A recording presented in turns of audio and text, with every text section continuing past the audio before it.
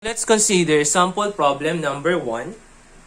The beam loaded as shown is made up of 6 200 mm by 50 mm wood planks glued together to form a 200 mm by 300 mm beam. So meron daw tayong 6 na plank. So we have 1, 2, 3, 4, 5, 6. So yung mga planks na yan, it formed a beam. So ginload siya sa kada joint. So, nag-ginload dito, this point, this point, this point, this point. So, ginload yung mga yan to form a beam having a cross-section of 200 by 300. Determine the bending stress and shearing stress at 2 meter from R1. So, hanapin natin yung value ng for the letter A. So, kailangan hanapin daw natin yung bending stress at saka yung shearing stress natin at 2 meter. So, yung bending stress and shearing stress at 2 meter from R1. So, yung letter B naman, determine the maximum bending and shearing stress developed in the beam. Hanapin natin dito yung FB max and yung FV max. Lastly naman, yung hahanapin natin is the shearing stress at every groove joint. So, the shearing stress at every groove joint. So, consider muna natin etong letter A natin. Solve muna natin yung values na hinahanap natin for letter A. So, bago natin malaman yung mga values natin na yan, so hanapin muna natin yung value ng R1 and the value of your R2. Since it is symmetrical, so yung gagawin lang natin is 15 plus 15 plus 20 times 6 divided by 2. So, makukuha na natin yung value ng R1 natin and the value of your R2, which is equal to 75 kilonewton. So, kapag na-solve natin yan, 75 kilonewton, so we can consider yung moment diagram natin. So, let's draw the moment diagram.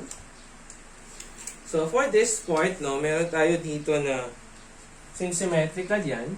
So, yung mangyayari niyan is magiging symmetrical din yung mga diagram natin.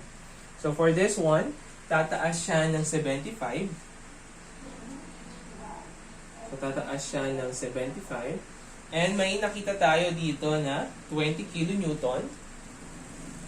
So, that will become 75 minus 20 times 2. So, yung value natin yan, that is equal to 35.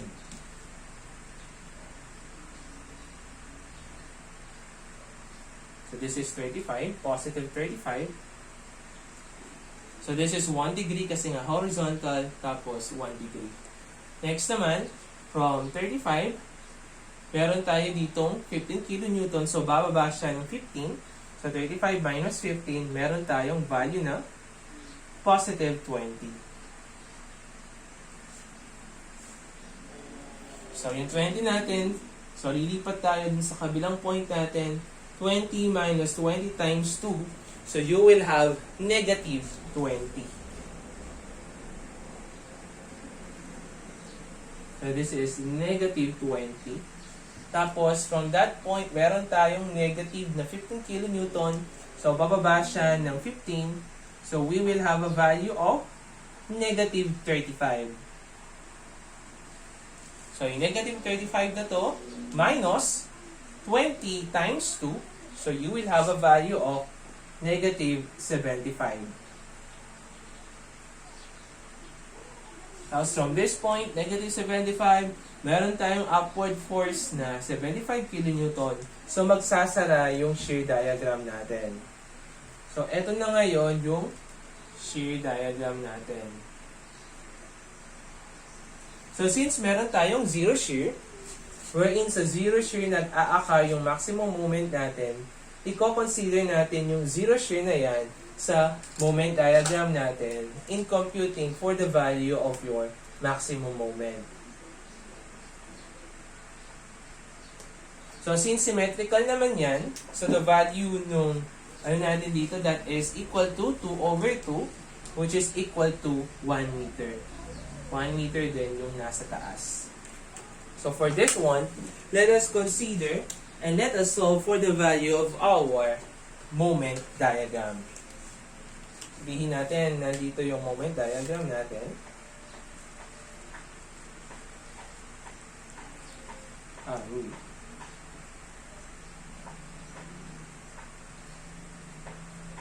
So, since wala tayong moment dito, that's why magiging 0.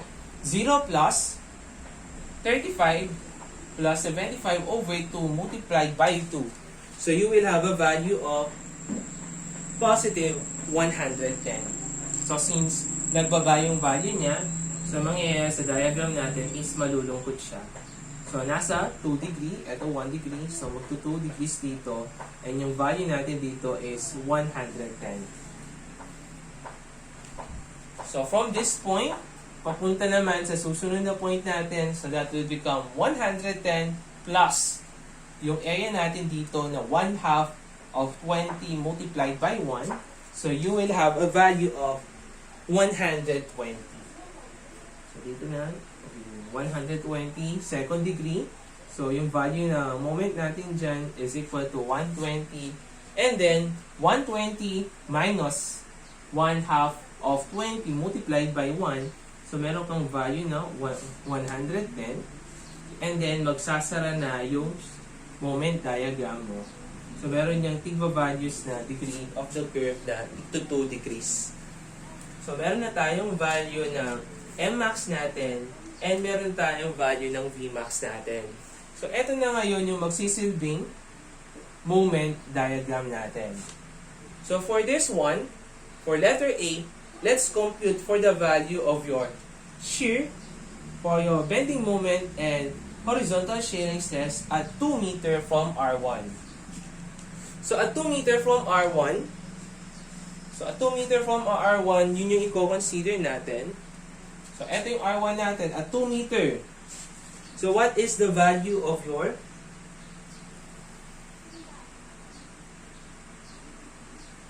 So, at 2 meter, what is the value of your moment?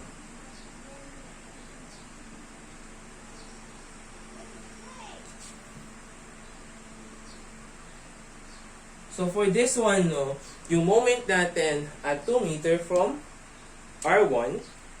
So, let's compute. So, ito yung A natin.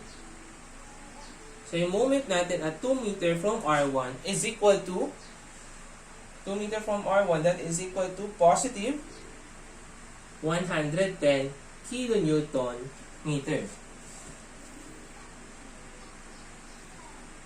And yung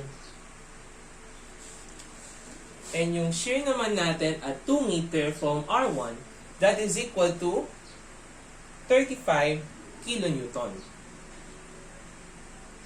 Or kung gusto nyo naman, kung eto lang naman yung hinahanap sa problem natin, yung letter A natin, so, we can solve for the value of our moment at saka yung shear natin kapag nag-cut tayo dyan ng cutting section. So, hanapin natin yung value ng shear at saka moment natin at 2 meter from R1. So, magka-cut tayo ng section dito at 2 meter from R1. So, yung tendency niyan, yung mangyayari is, we will have, so, meron tayo ditong value ng R1 natin, which is equal to 75 kilonewton. Tapos, nandito yung 20 kilonewton per meter. Tapos, yung distance natin dyan, that is equal to 2 meter. Since nag-cut tayo dyan, meron tayo dito na bending moment and yung shear natin. So, for that part, no, let's consider and let's solve for the value of your M first. So, since consider natin is left, summation moment at left, so that will become clockwise is positive. So, the value of your M is equal to 75 multiplied by 2 minus 20 multiplied by 2 multiplied by 1. So, the value of your M here is equal to 110 kilonewton meter. Paano naman sa shear natin? So this is the value of your M2. So hinahanap natin dito is your M2. So paano naman kapag shear? So hanapin natin yung value ng V2 natin, that is equal to summation forces vertical. So upward positive kasi nga kinonsider natin a step section. So the value of your V2 is equal to 75 minus 20 times 2. So the value of your V2 is equal to 35 kilonewton. So for this one, in calculating for your FB at 2 meter from R1, so we will have MC over I. Since walang sinabi sa problem kung ano yung distance ng fiber natin from the neutral axis, so let's assume na letter C yung gagamitin natin. Kasi nga, we have a cross-section, makukuha yung value ng C at saka I natin dito sa cross-section ng beam natin. Kasi etong beam natin, meron yan na cross-section. So kung titingnan natin siya, eto kasi, titingnan natin siya sa side view. Kung titingnan natin siya sa front view ng beam natin, eto yung makikita natin. So for this one, meron tayong tinatawag na neutral axis. Yung neutral axis naman na yun naman yung y-bar ng cross-section natin. So for this part, since it is a rectangle, so yung y-bar niya, with respect dito, sabihin natin yung reference is yung nasa dulo, etong nasa gitna. Ito yung tinatawag nating neutral axis. Kasi sa neutral axis na to, neutral yung ano natin dito, mga fibers. Kasi for this one, since we have a simply supported beam, sabi ko nga sa inyo last time, so if we have a simply supported beam, yung nasa taas niya is magko-compress yung mga fibers niya. And yung nasa baba naman is magka-tension yung mga fibers niya. So for this one, so yung distance ng outermost fiber natin to the neutral axis, yun yung tinatawag nating C. So this one, ito yung tinatawag nating C. Ano ba? So C. Ito yung value ng C natin, which is equal to 150.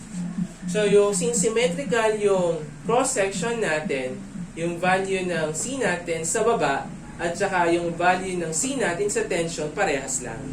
So, yung C sa compression is equal siya sa C sa tension since symmetrical yung cross-section natin. So, for this part, so, magsusolve na natin yung value ng C natin, that is equal to 150 mm.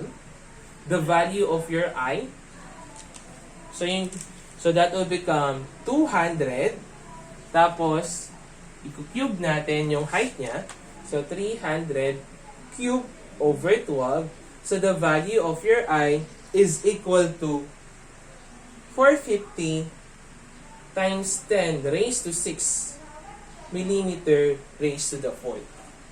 So, meron na tayong value ng C. Meron na tayong value ni Y. Pero let's say, sinabi sa problem, kung ano yung distance ng fiber na i-consider natin with respect to the neutral axis, hindi mo gagamitin yung C.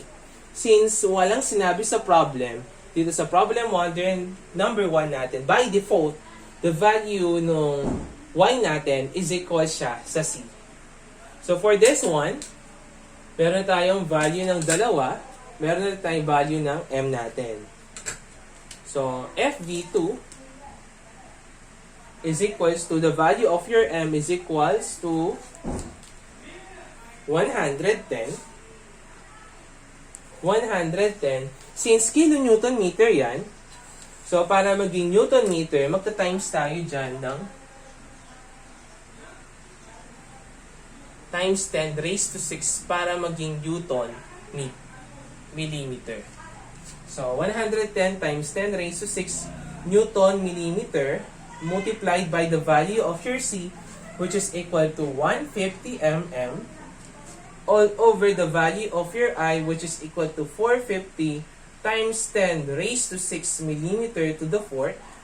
So, yung mangyayari niyan sa mga signs, sa mga ano natin, eto magiging mm squared. So, matitira dito is 2. Makancel yung dalawa. So, Newton per mm squared, meron tayong value na megapascal. So, the value of your bending stress is equal to 36.67 megapascal. So, next na hahanapin naman natin is the value of your shearing stress.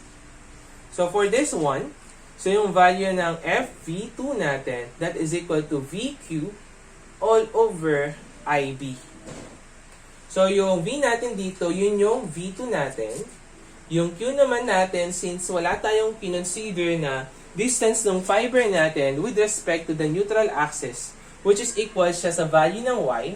So, assume natin na by default, yung consider natin Q dito, consider nating point is yung neutral axis. So, for this part, so, wala na tayong problema sa value ng V2. Wala na tayong problema sa value ng I. Etong B na to, eto naman yung dinaanan ng neutral axis natin. Since yung i-consider natin is yung neutral axis natin, so, ano ba yung width na dinaanan ng neutral axis natin upon considering yung point dito sa gitna? So, eto yan. Ano yung width dinaanan ng neutral axis? That is equal to 200 mm. Since yung dinaanan ng neutral axis natin is yung width na 200 mm, the value of your B is equals to 200 mm. So, yung problema na lang natin ngayon is what is the value of your statical moment area. So, para mahanap yung value ng statical moment area natin, so we need to consider yung point natin. So, for this one, so para ma-solve natin yan, so meron tayo dito na general na cross-section yan. So, we have here, so meron yan na 200 by 300. So, yung since kino-consider natin dito, since wala siyang sinabi na point, so consider natin dito is yung neutral axis natin. So, for this part, ito yung neutral axis natin. Since consider natin yung neutral axis na yan, so mangyayari niyan is yung Q natin, so from this part, from this point of consideration, pataas, yun yung statical moment area natin. So, meaning to say, para makuha natin yung Q, imo-moment natin yung lahat ng area na nasa taas ng point natin with respect to the neutral axis. So, yung value natin dito, that is equal to 150. So, kunin natin yung Y bar dito. So, yung value ng Y bar natin, that is equal to 75 mm. So, hanapin natin yung value ng Q. So, we will have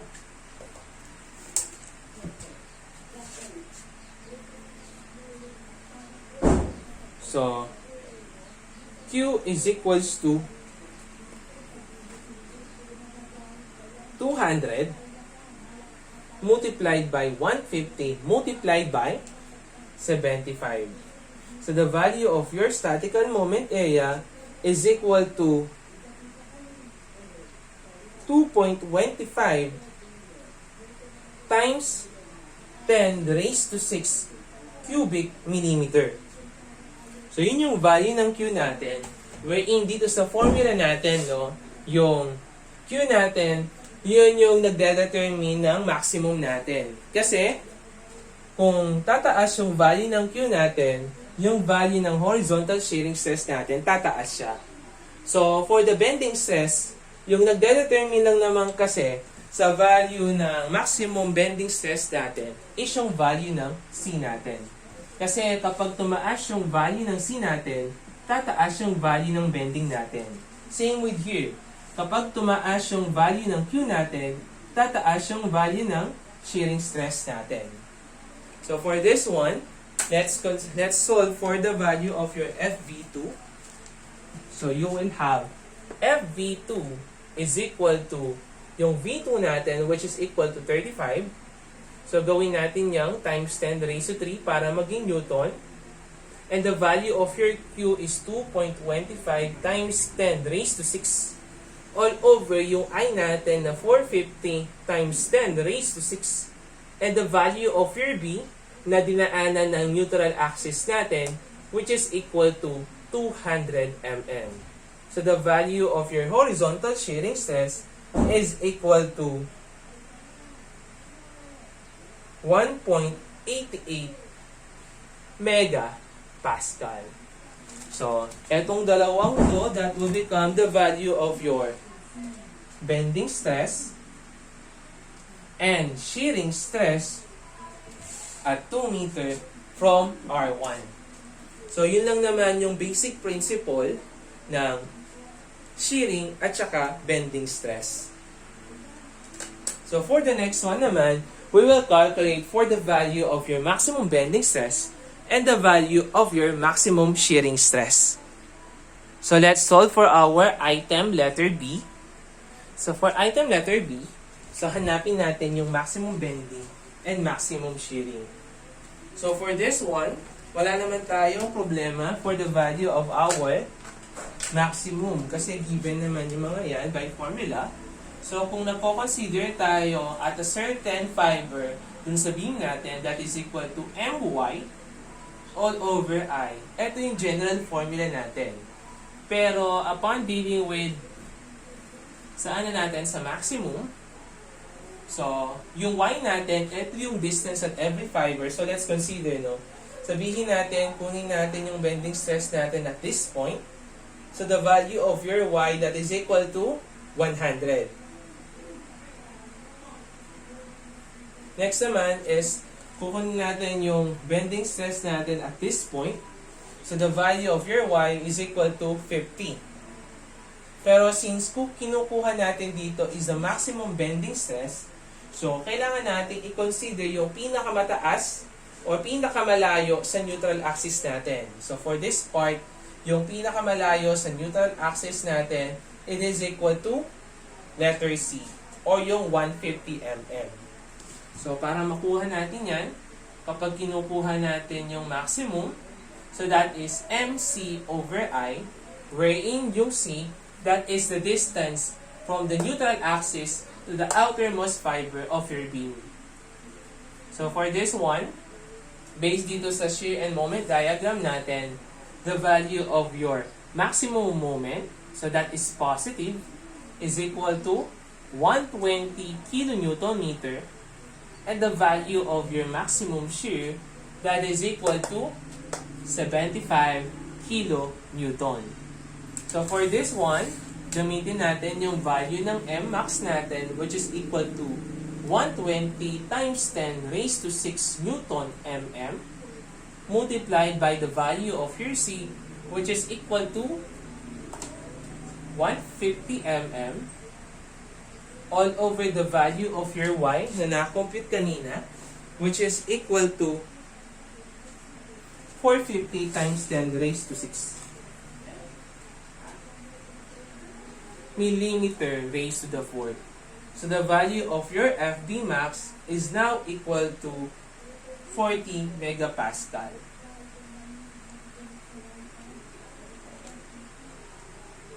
Next, let's solve naman yung value ng FV max natin. So, in computing for the value of your FV max, so that is equal to VQ over IB.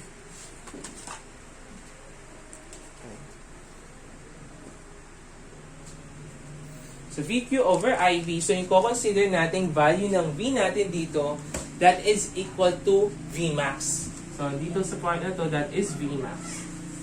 So, that is Vmax and yung Q. So, for this part, yung magdedetermine naman sa value ng maximum shear natin is yung value naman ng Q natin. So for this part, kapag kino-consider natin yung Vmax, so yung kino-consider nating fiber dyan is yung neutral axis. So draw lang natin ulit. So we have here. So meron tayo dito sa mga planks natin, meron tayo rectangle cross-section na 200 by 300. So for the Q, so, nangyayari is, nagka-cut tayo dito, nagko-consider tayo ng point dito sa gitna. So, if we will going to consider yung neutral axis na to, so meaning to say, ko-consider natin statical moment area is from the neutral axis, lahat ng area na nasa taas ng point na kino-consider natin. Since kino-consider natin is yung neutral axis, so yung area na to yung i-consider natin. So, for this part, hanapin muna natin yung value ng Q natin. So, we will have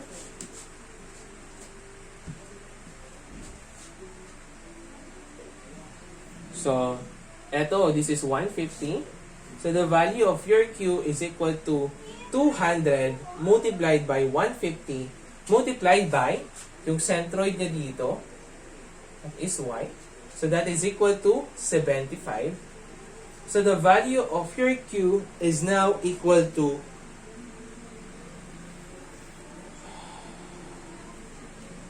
2.25 times 10 raised to 6 millimeter raised to the third. So, yung value ng Q top natin is equal siya sa value ng Q bottom natin. Kasi kung i-consider mo naman yung bottom part natin, parehas lang naman yung value natin sa Q top. Kasi dito sa Q bottom, we have also 200 multiplied by 150 multiplied by 75. So, mapa-symmetrical man yung section natin or unsymmetrical siya, etong value natin dito, hindi yan magbabago. Always na yung Q top natin is equal siya dito sa Q bottom natin. So, let's consider an unsymmetrical section. So, sabihin natin, meron tayo dito unsymmetrical section na I, beam. Yan. Kasi, dealing with beams, no, lagi muna natin sinosolve yung value ng Y bar natin or the value of your neutral axis. So, for this part, no, when we are considering yung Q top natin, kung i-consider natin yung top, hahanapin natin yung area niyan, tapos i-multiply sa Y niya. So, yung Q top natin dito, parehas lang yung makukuha natin dito sa Q bottom. Parehas lang yung value niyan. Kaya yung tendency kapag sa mga unsymmetrical section, laging mas madalang i-consider yung nasa ilalim kaysa i-consider mo yung nasa taas. So, balik na tayo dito sa problem natin. So, nakuha na natin yung value ng Q natin. Meron na tayong value ng I, meron na tayong value ng Vmax. Yung B naman, since kinonsider natin yung point dito sa gitna, kasi kinukuha natin yung maximum shear. So, kung ano yung width na dinaanan ng neutral axis. So, for this one, the value of your B is equal to 200 mm. So, lagay na natin Vmax is equal to, so that is equal to yung V natin which is equal to 75. So times 10 raised to 3 natin para maging siyang Newton. Yung Q natin which is equal to 2.25 times 10 raised to 6 millimeter cube all over the value of your I which is equal to 450 times 10 raised to 6 millimeter raised to the 4th multiplied by the value of your B which is equal to 200 mm. So the value of your FV max is equal to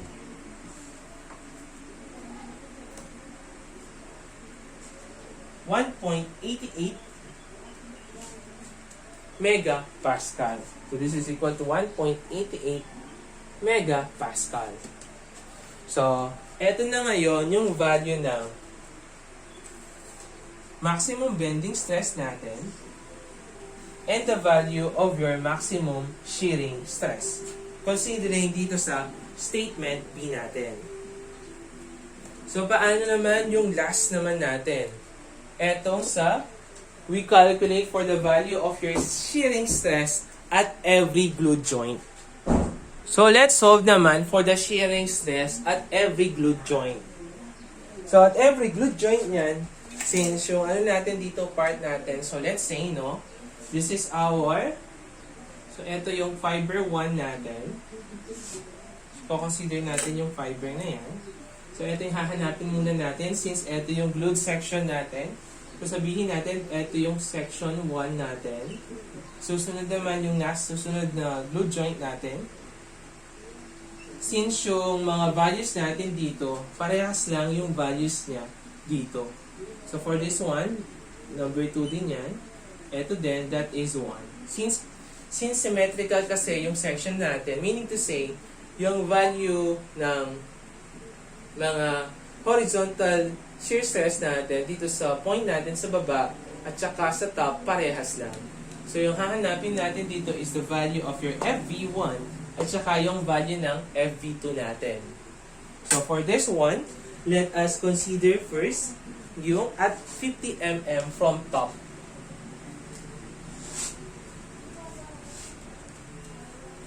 So, tingnan natin dito. So, at 50 mm from top, so, paano yun? At 50 mm from top daw. So, i-consider natin yan is etong point 1 natin. Since nag-consider tayo dito sa point 1 natin, so remembering the value of our formula, so that is equal to FV is equals to VQ all over IB. So, meaning to say, dependent sa value ng, kapag tumaas yung value ng Q natin, tataas yung value ng shearing stress natin. So, meaning to say, sa pagkuha ng statical moment area natin, kino-consider natin lahat ng area above sa point na kino-consider natin. Since ito yung point natin, yung point 1 natin, so i-draw natin.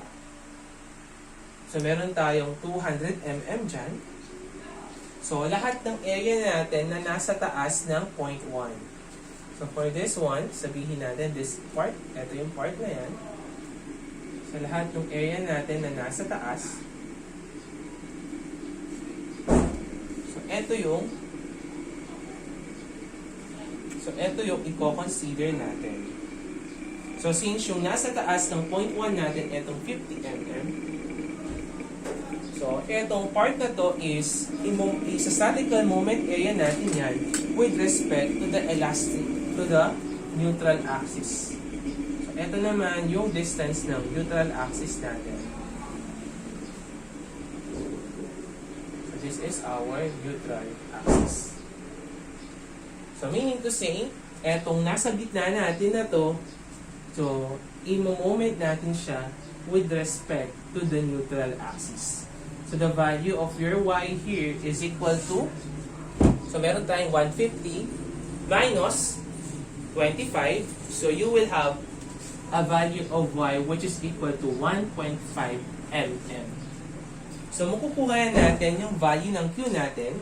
Yung I natin, yun yung moment of inertia ng buong section natin. And yung B naman natin, yun yung width na dinaanan ng neutral axis natin. So, for this part, meron na tayong value ng V natin. So, gamitin na lang natin yung value ng, complete na lang natin yung value ng Q natin. So, the value of your Q is equal to 50 multiplied by, so, unahin natin yung 200 multiplied by 50 multiplied by the value of 125, which is equal to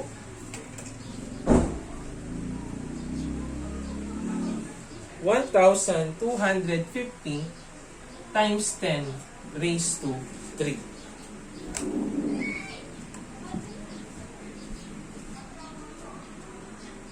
So, yan yung Q-top natin. So, for this one, ito yung Q-top natin. So, the value of your Q-top is equals to 1,250 times 10 raised to 3 millimeter raised to the 3. So, i-consider mo naman yung Q-bottom natin. So, mangyayari is from point 1. So, kung consider naman natin lahat ng area natin na nasa baba. So, this is the value of your Q top. Diba? So, kung i-solve natin by principle yung value ng Q bottom natin. So, gagawin natin is i-consider naman natin or i-moment naman natin with respect sa neutral axis natin etong area from our point 1 pababa naman. So, mangyayari niyan is yung width niya is equals to 200. So, yung height niya, that will become, so, 550. So, we have 250. So, yung y bar niya, so, gawin nating reference etong nasa ilalim. So, that will become, so, meron tayo dito na, yung reference natin dito, that is equals to 150. Yung distance ng neutral axis natin minus yung moment arm niya or the centroid ng area natin with respect dito sa ilalim. So that will become 250 divided by 2. So mangyayari niyan, the value of your Q bot is equal to 1250 times 10 raised to 3 cubic mm. So, kahit anong i-consider nyo dyan, parehas lang yung makukuha natin na value ng Q. Pero, siyempre, mas madaling i-consider yung top, kaya yung top na lang yung i-consider natin. So, for this one, makukuha na natin yung value ng FV natin. So, FV, so yung gagamitin natin value ng V natin, yun yung Vmax natin. So, that is 75,000 multiplied by the value of your Q na 1250 times 10 raised to 3 all over the value of your I, which is equal to 450 times 10 raised to 6, and the value of your V, which is equal to 200 mm. So the value of your FV is now equal to 1.04 megapascal. So susunod naman is we're going to solve for the value of your FV2. So, ito yung FV1 natin. So, let's solve for the value of your FV2. So, for this one, so, ito yung consider nating point. I-reflect lang natin dito sa part na to. So, at this point, hanggang dun sa taas niya, yun yung consider natin. So, since consider natin yung point 2, lahat ng area na nasa taas ng point 2 natin, yun yung i-consider natin or imo-moment natin with respect to the neutral axis itself. So for that part, nandito yung neutral axis natin.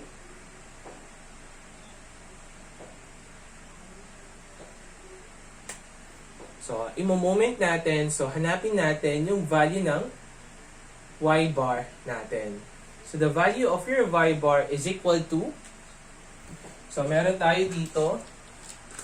So, yung dimension niya is equals to 100. Tapos, dito naman, 200 naman to. So, the value of your y bar is equal to 100. So, 50 plus 50, so the value of your y bar is equals to 100 mm. So, let's solve for the value of your Q. So, consider na lang natin is yung Q top. So, for that one, for the value of your Q top, that is equal to 200 multiplied by 100 multiplied by 100. So, you will have a value of 2 times 10 raised to 6 millimeter cube. Then, let's solve for the value of FV2 is equal to, so we have the value of V na 75,000. Yung Q natin na 2 times 10 raised to 6 all over. Yung I natin na 450 times 10 raised to 6. Yung B natin na 200. So the value of your FV2 is now equal to 1.67 megapascal.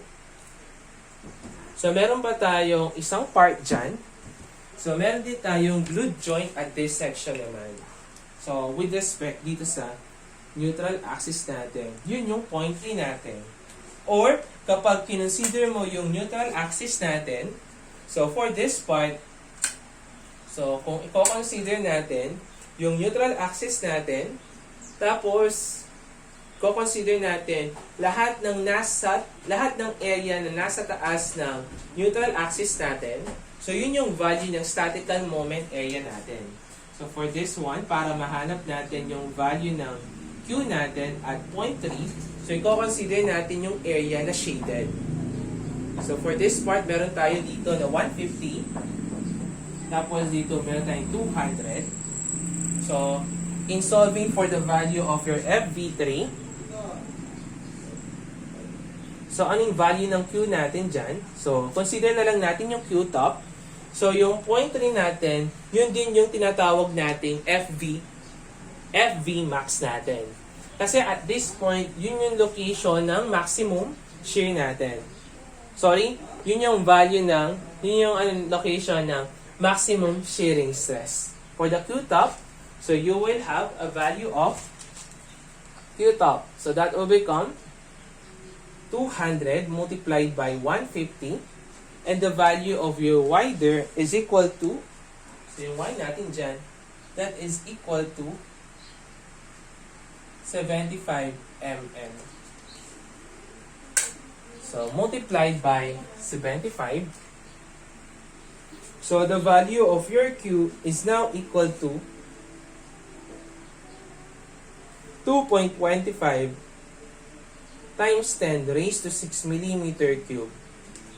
Let's solve for the value of your FV3, VQ. So the value of your V is 75,000.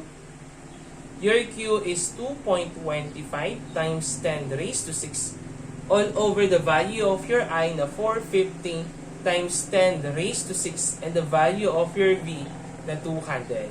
So the value of your FV3 is now equal to 1.88 megapascal. So we can conclude from this example. So kung ipagko-compare natin yung mga values na na-compute natin at section 1, at section 2, and at section 3, we can conclude na yung value ng Q natin, kapag tumataas yung value ng Q natin, tumataas yung value ng horizontal shearing stress natin. Kasi nangyari dito is from dito sa V1 na sa section 1 natin, no? From 1 to 50 times 10 raised to 3, naging 2.25 times 10 raised to 6 nung kinonsider natin yung 0.2. So, yung kinonsider natin 0.2 pala, that is 2 times 10 raised to 6. Nung kinonsider naman natin yung 0.3, biglang tumaas na 2.25 times 10 raised to 6. So, meaning to say, dependent yung value ng horizontal shearing stress natin, mas lalo siyang tumataas kung tumataas yung value ng statical moment area natin.